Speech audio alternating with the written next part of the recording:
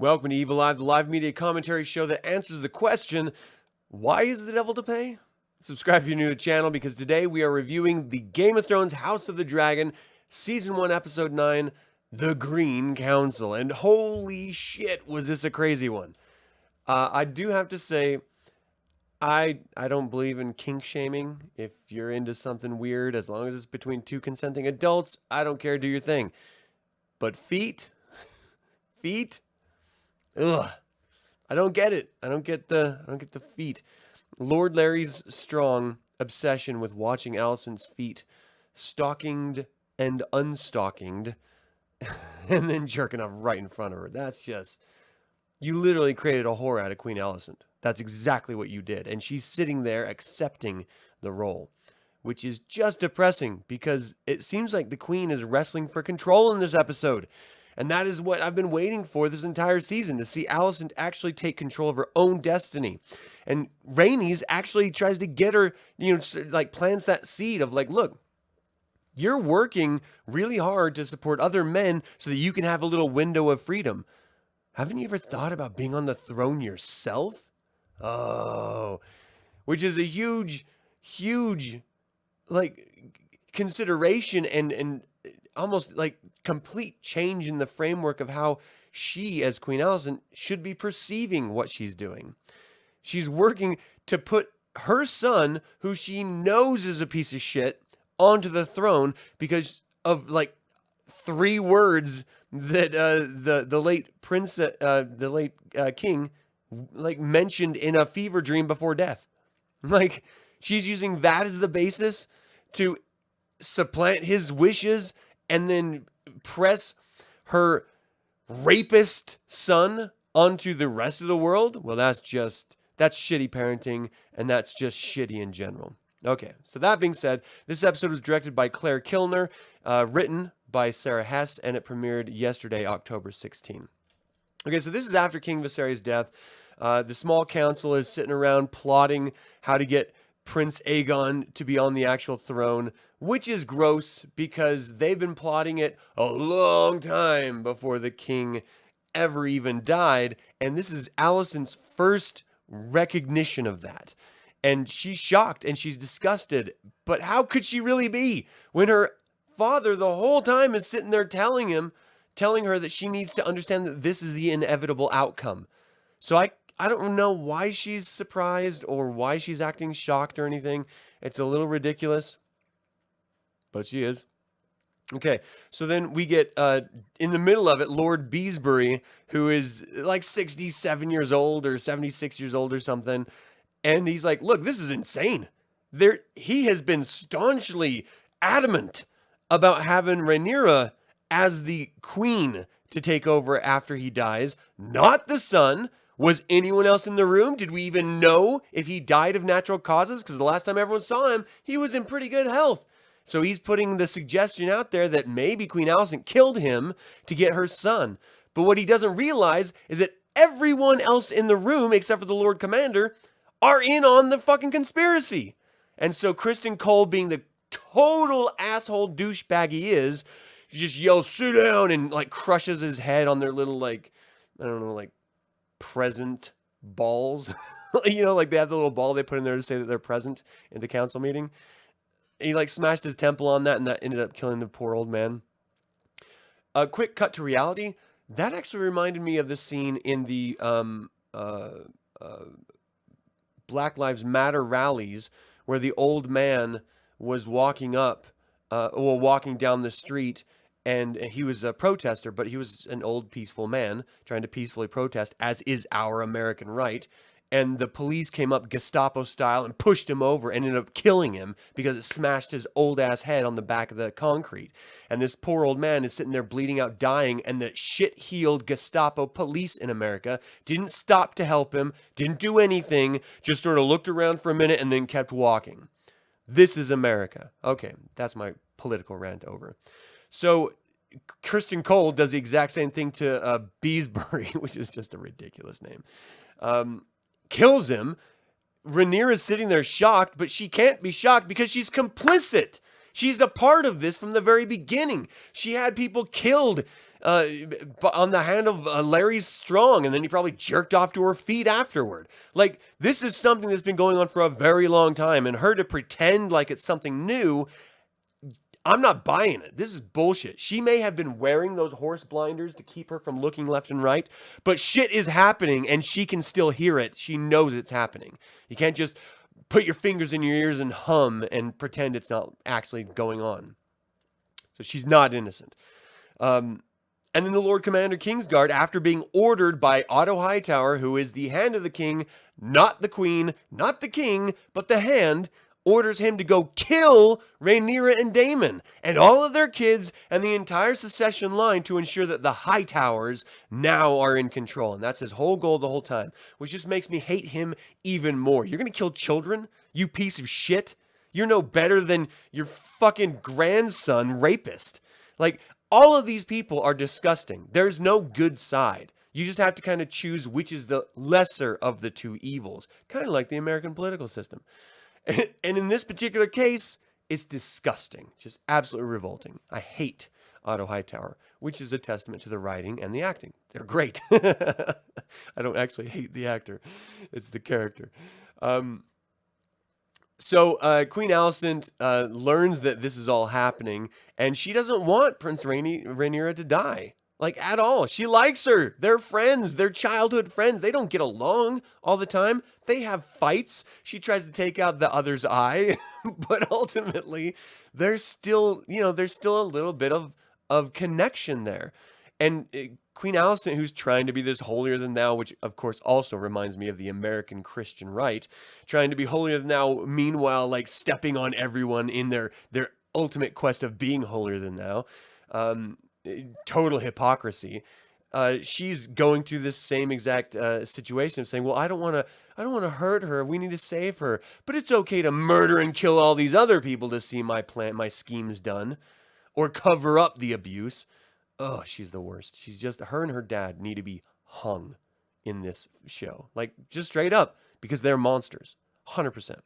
Okay. She goes to Princess Rainey. Not princess, but, the Lady Rainey's, who, and, she's locked in King's Landing in the Red Keep as a straight up prisoner, until they decide what they're going to do with her. Hopefully, she can convince her to come to the Hightower side of things. And Rhaenys is like, no. Driftmark has long been on the side of Rhaenyra. We've sworn oaths, and we're not going to change that. You are not going to change that. She's like, well, I guess you just have to stay up here till you change your mind. Like a fucking idiot. And all Rhaenys is thinking, get me to my dragon. I just need to get to my dragon. So the Kingsguard, Eric Cargill, the Lord Commander of the Kingsguard, Harold Westerling, quits. He straight up walks out of the small council saying, I can't do this.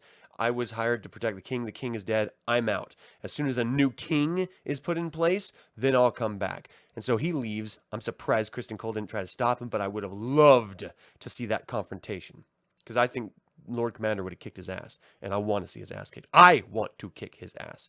All of the Hightowers, all of the green team, they're all the worst. The worst of the worst. Okay. So now there's this sort of race, right?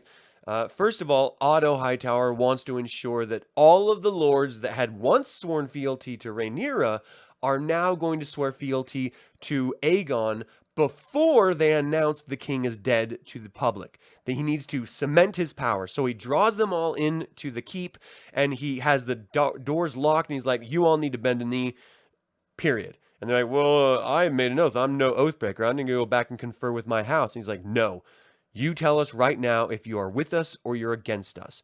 And he says he's against us, so they kill him. And they do that to another person, and another guy, I'm trying to look in my notes for his name, but I can't really see it quickly here. He swears fealty even though he was trying to escape the keep. He gets caught by Lord Larry Strong, who's a douchebag of all douchebags, and he ends up getting hung too. So this entire episode is this slow burn. It is slower than any other episode. Like, as far as script goes, there's not a lot here, but it is a slow burn. It's like you're standing on the edge of a cliff. You know someone's going to push you, but you don't know when. And so there's just this overwhelming sense of terror and frustration and agony. You're just standing there waiting and waiting and waiting and not knowing when it's going to happen. This whole episode was like that because you know the war is coming. This is the penultimate episode, which means the next episode is the literal start of the war, the Civil War. But I've been saying that for every episode in the past 5 episodes. So I don't know how they're doing it, but they are getting every single episode to be just that much closer. You think it's the actual war, but then they pull back a little bit and it gets a little bit closer and they pull back just a little bit. And now we're at the edge and I'm just looking down going, I'm terrified. I don't know what's going to happen next. I don't know when it's going to happen, but I know it has to be next episode or else we're not going to see anything until the next season, which if they do that, that's terrible.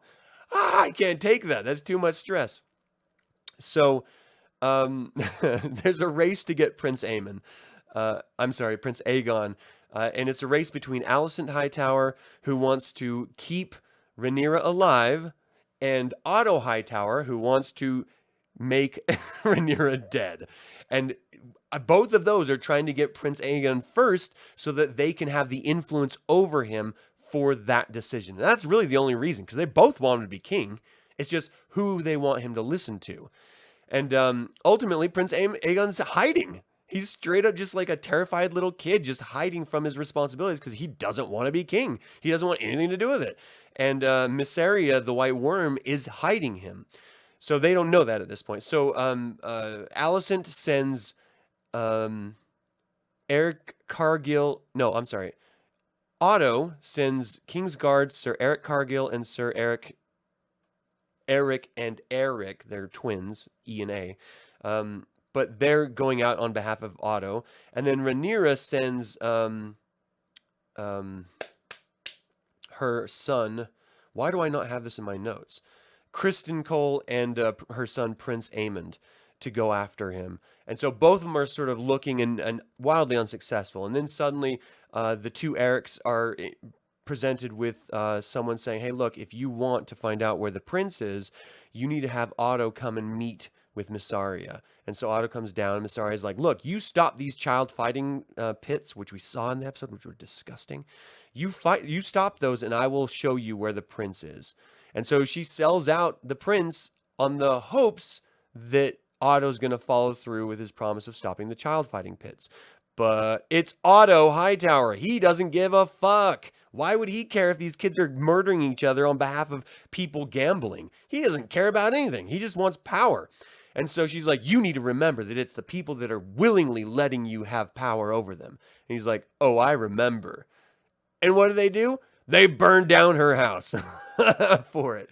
But ultimately, the Erics find Prince Aegon, who wants nothing to do with anything, tries to escape, can't do it. They bring him outside, and that's where they meet Kristen Cole and Prince Aemond, who fight them for it. They don't kill him or anything, but they best him. One of the Erics stays back because he doesn't want to be involved in it at all. But the other one actually has a conscience, and he wants to perform his duty.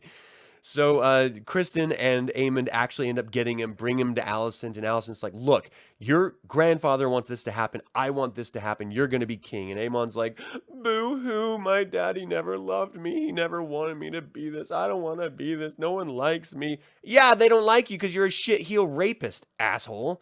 Stop being an asshole and people will probably like you. I mean, it's a little too late at this point. But anyway, he's whining about it, and then she convinces him ultimately. And the Kingsguard, the City Watch, like round up all of the populace they can find and push them all into the Dragon Pit to watch this coronation.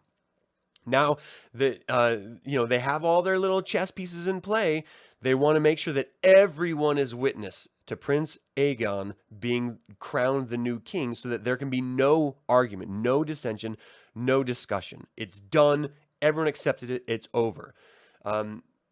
At the same time, Eric is trying to smuggle out Rhaenys because he doesn't want anything to do with this coup. This is a straight up coup. This is not he said, she said. This is not a misunderstanding. This is a coup of the king, period. And the Hightowers, unfortunately, are in the position to do it, and they're doing it wildly effectively. And so while she's being smuggled out, that's when the city guard, the city watch is like, the gold cloaks are huddling everyone into the dragon pit. And so she's sort of pushed in there with them. However, they're at the dragon pit, which means there's an underground entrance to her dragon, which is what she wanted to get to anyway, that Eric was saying that she couldn't get to because that's where they would expect her. So while they crown the new king, Prince Aegon, he turns around, he doesn't want it, he turns around, sees all the adoration, all the applause, all the screaming and cheers. He's just soaking it in. He's like, yeah, I do want this. This is power. I can do whatever I want. I'm king now. And then bam! A dragon bursts through the ceiling, and it's Rhaenys, killing tons of peasants all around her, tons of civilians, and she's on her dragon pissed. Like, you assholes had me locked up. You're trying to start a coup, and she has an opportunity right now to end it all. But she doesn't. Now, she doesn't because they need a damn story to continue, which, would have been awesome if she did, because I would have loved to watch it, just the vengeance side of it. But they need to continue the Civil War. And so she just has the dragon yell straight into their faces, and Queen Alicent is stepping in front of her son, the king, the now king, and, trying to protect him as if that would protect him from dragon fire. But it's, she's sort of helpless. There's nothing she can really do about it. And so this is, as a parent, this is the last possible protection she can give him. But it didn't blow out fire, it just screamed. And this was Rhaenys saying straight up, I am my own woman. You do not control me or confine me. You have no power over me, period. I will do what I want to do. You try it again, my dragon will eat your face. And she flew off, knowing now that the Hightowers are in a precarious position. They needed Rhaenys for her fleet and for her dragons. Now they don't have either. So the inevitable civil war that is going to come when Rhaenys goes into Dragonstone and tells Rhaenyra and Daemon what just happened, that there was a coup, a successful coup, that war is going to be coming. And they have tons of dragons. So the Hightowers have very, very few dragons, only with their kids. And I think one with like a loyal servant or something like that. But ultimately, it's going to be a race to claim all of the dragons, to claim all of the fleet, and to crush each other. And, for an episode, I was just excited. I thought this was the greatest, most tense, it was a slow build, because at first it was just like calm and peaceful, and then you start seeing the chess pieces being moved into place, and then it gets to checkmate, and you're sweating, and you're looking at the board trying to figure out, are there any other pieces I can play to stop this from happening? And you realize, it's mate. You can't do anything. And then the dragon comes in and you're like, there's hope. There's hope. They're going to save Rhaenyra and they're going to save Daemon from this unknowing coup. And it's going to take generations to resolve itself. It's going to be bad, but I can't wait to see it unfold. And this was a wonderful penultimate episode. I couldn't have asked for anything more tense and more suspenseful and more revolting and exciting. It had everything. It made me really, really hate. And I think this is intentional. I think the showrunners are really trying to make you hate the Hightowers, the Greens, so that you understand that this seat, this throne, belongs to the Targaryens. They united Westeros. This is their kingdom, full stop. No one else could do it. The Andals couldn't do it. The First Men didn't try to do it. Rohirrim, I can't remember what the other ones were called that came over and tried to sort of conquer Westeros. No one could do it but the Targaryens. This is their throne. And I think that's ultimately the statement. And the statement behind that is they don't always rule well. Sometimes they're horrid, but it is their throne. We saw it at the end of Game of Thrones, where Daenerys straight up got the throne. And it was another half Targaryen, Kit Harington, I think it is. His character, Jon Snow, who's half Targaryen, ended up, having her killed, and then, they ended up giving it to a Stark. But ultimately, she retook the throne in that moment. If it wasn't for Snow, then she would have totally, dominated and been a mad queen. But that is really the vibe I'm getting from this. We're supposed to be behind the Targaryens on this, behind the Valerians on this. And I am right now. I'm definitely Team Rhaenyra. 100%, full stop. Daemon and Rhaenyra all together. I got to get a shirt put together. I got to like make a cake and like decorate it or something, because next episode, if they die, I'm going to cry. It's going to be devastating. I know they won't, because I know the story. But that would be horrible, right? So, like, what I'm looking for in this next coming episode is I want to see reactions from Rhaenyra and Daemon, and I want to see them go after the Hightower's dragons. I want them to take it all back. And in the preview, we saw some stuff. I'm not going to mention it now, but we saw some teases of some exciting stuff to happen. So that's going to be really exciting. My favorite part of this episode had to be Rhaenys dropping in with her dragon. Her dragon looks dope as fuck. He was so badass looking. I was so excited when that happened. Just like jumping on my seat, like, yeah, burn him! Burn him! Of course it didn't happen. Why would it? But anyway, that's where my head was at. And I cannot wait. This is every week. Every week I say this is the greatest show streaming on any platform in this moment, and I stand by that still. It is so good. I cannot believe people are not making, like, changing their lives in order to be able to watch this. This is the first season, people. We're only a handful of episodes in. What is this, like 9? Like, you can do this. You can still catch up if you're not watching this, and you should do yourself a favor. Watch this. It's so good.